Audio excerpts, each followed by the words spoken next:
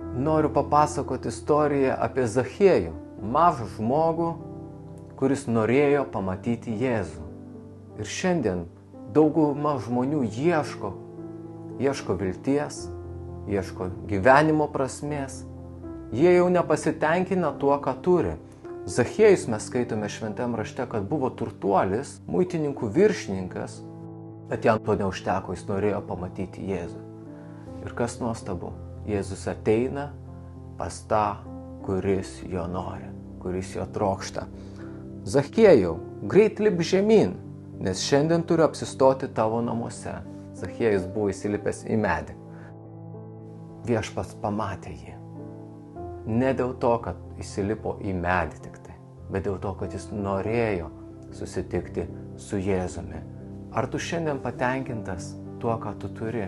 Skaitydamas šią istoriją prisiminiau Titaniką. Daugumą žinot, prabangus laivas.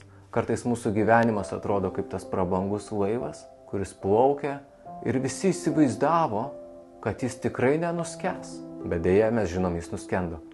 Ar lipsi į išgelbėjimo valtį? Ir po susitikimo Jėzus jau būdamas Zachiejaus namuose tarė: šiandien į šiuos namus atėjo išgelbėjimas. Jėzus yra tai išgelbėjimo valtis. Kad ir kaip atrodo pasaulis gražus, tai laikina ir tai skęsta.